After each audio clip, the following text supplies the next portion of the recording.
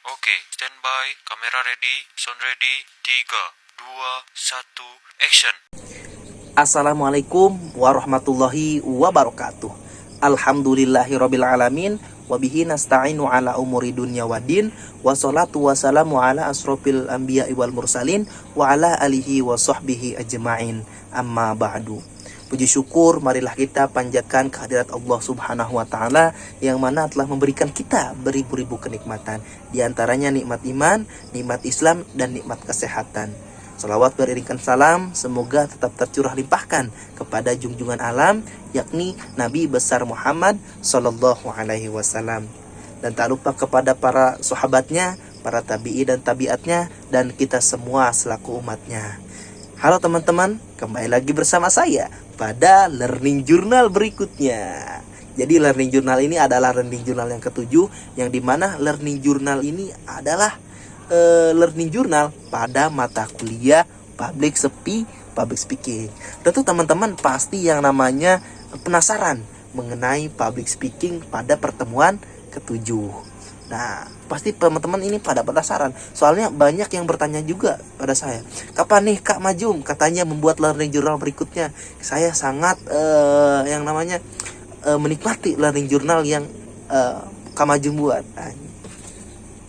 Nah, banyak yang seperti itu. Contohnya teman saya, teman sekamar saya menanyakan hal seperti itu. Nah, baik saja. Langsung saja teman-teman, saya akan membuat learning journal pada pertemuan ketujuh ini.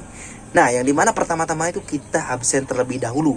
Nah, kemudian selesai absen, seperti biasa berkata. Terus ada yang beda nih pada pertemuan ketujuh ini.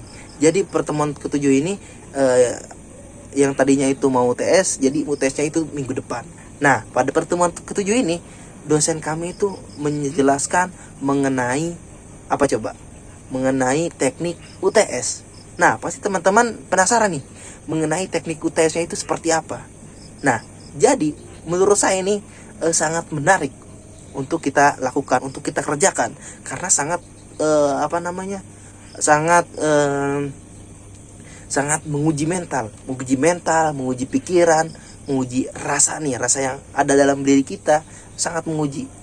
Nah, mengapa begitu? Karena kita itu UTS-nya harus membuat sebuah video, di mana video ini adalah kita performing, di mana kita harus membuat suatu video yang di mana video ini harus performing. Nah, arti dari performing ini kita harus membuat videonya itu di hadapan orang banyak, dan minimal batas minimal itu 30 menit. Nah, mau ngomong apa coba 30 menit kalau kita pikirkan. Tetapi ketika kita suka dalam berbicara, sering berbicara, nah itu 30 menit itu hanya sedikit. Tapi kita akan coba lakukan 30 menit itu. Kita akan ngapain saja, entah itu kita jadi ceramah, entah itu kita kajian, entah itu kita berupa seminar atau lain sebagainya. Kita akan coba hal tersebut. Nah, kemudian setelah kita membuat video, nah kemudian kita harus membuat yang namanya sinopsis atau deskripsi, ringkasan dari apa yang kita jelaskan. Entah itu kita di situ jadi siapa, entah itu jadi seorang pemateri, entah itu jadi seorang pembacaan apalah dan lain sebagainya. Atau yang ketiga itu, yang terakhir nih, kita harus mengumpulkannya itu lewat Google Drive. Jadi kita disuruh untuk membuat sebuah drive masing-masing, file drive masing-masing yang dinamai dengan nama dan nama dan NIM dan kelas. Nah, seperti itu. Jadi kita harus membuat folder masing-masing, kemudian barulah dikirim ke PJ. Nah, kemudian sudahlah penjelasan mengenai UTS dari dosen kami. Lanjut apa coba? Lanjut yang namanya presentasi yang terakhir, di mana ini adalah presentasi yang sangat ditunggu-tunggu oleh kelompok yang terakhir. Nah, apa sih tema yang akan diangkat oleh kelompok 5 ini? Pasti teman-teman di rumah sangat penasaran mengenai tema yang akan diangkat oleh kelompok 5 ini.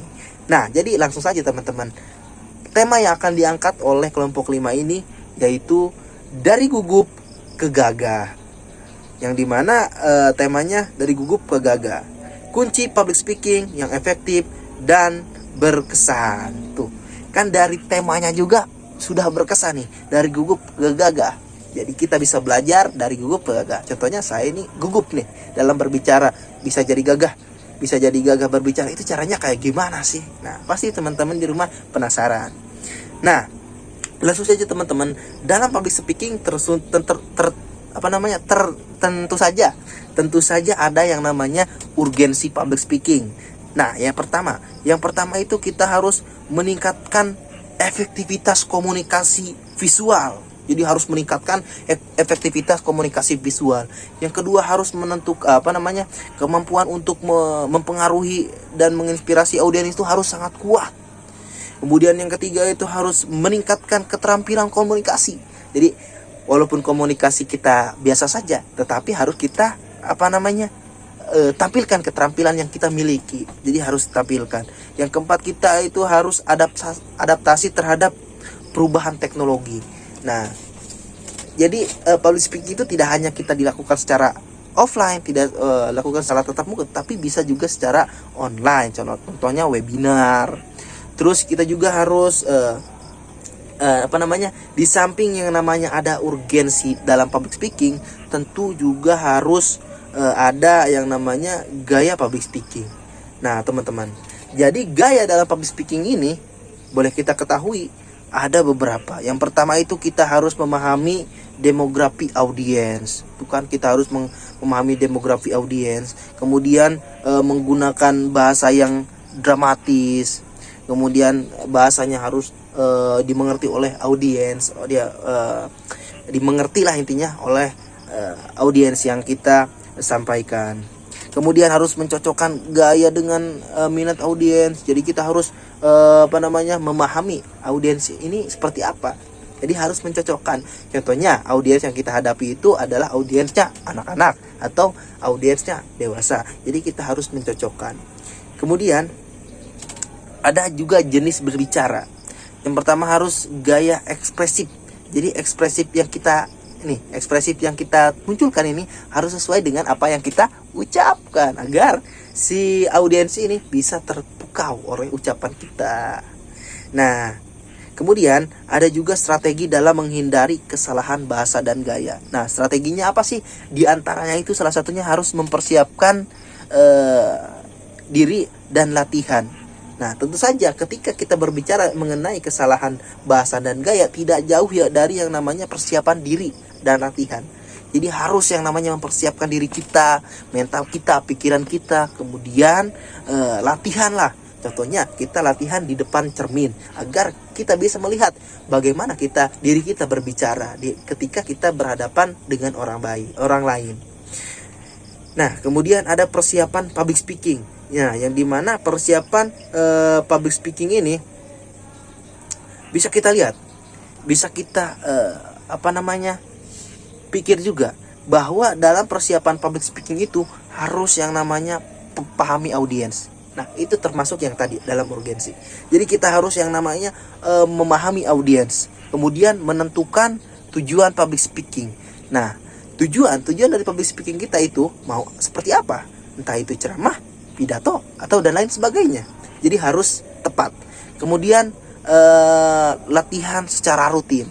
Di samping adanya kita itu persiapan, harus ada yang namanya latihan seperti yang saya bicarakan tadi. Harus sepertinya di depan cermin gitu kan. Nah, mungkin itu mengenai pembahasan pertemuan ke-7 pada mata kuliah public speaking. Nah, mungkin hanya itu yang dapat saya sampaikan. Kurang dan lebihnya mohon dimaafkan. Wassalamualaikum warahmatullahi wabarakatuh. Bye bye.